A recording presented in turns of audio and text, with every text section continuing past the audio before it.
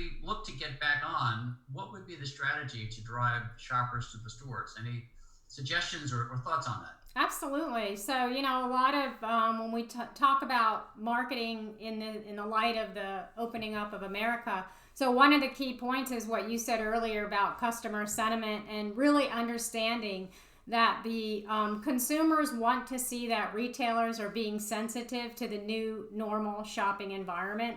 So, any type of marketing that's void of messaging around the safe shopping environment really could alienate shoppers. So being super careful about demonstrating, and I'll give some examples to both employees and to shoppers that the retailer cares about, the environment and what's happening and the new normal.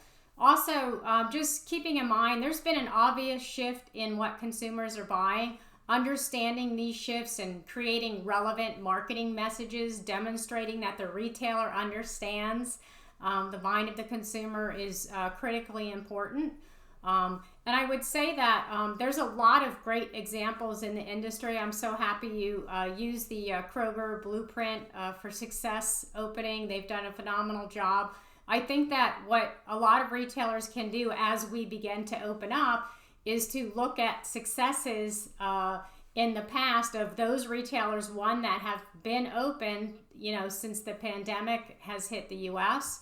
I think understanding what government policies and procedures are and incorporating those, and most importantly is working in a very collaborative effort to, open up these safe shopping environments. So the Retail Industry Leaders Association, in collaboration with the National Retail Federation, put together an excellent guide called Open for Business, which is a blueprint for shopping safe. So being able to learn from what others have done, being able to incorporate government regulations and also protocols from the CDC will help retailers really put together a plan and a strategy that is going to help. I think if I had to say what are the 5 key points in opening up America and really reaching those consumers as they begin to start shopping, is really demonstrate a safe shopping and working environment.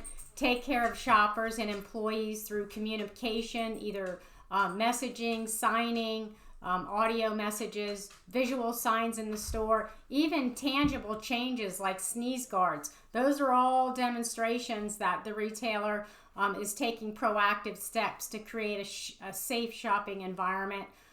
Educating both employees but also consumers is excellent. So any type of education messaging within the store that helps shoppers be better safe shoppers and employees at the same time. Providing online pickup, curbside, and ship it options are all going to be critical. Making sure the consumer knows they have many different choices to secure goods and products.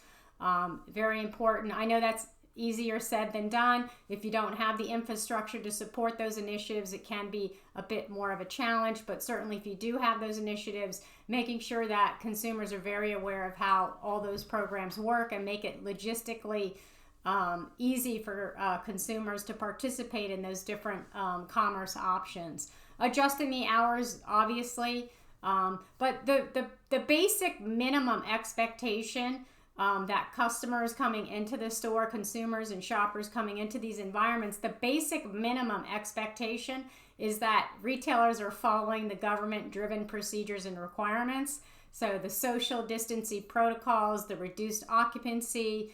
So demonstrating that the retailer is doing this, again, either with updated website information or in-store signage. But I think it's important not just to state the new process or procedures, but also explain a little bit the why behind it.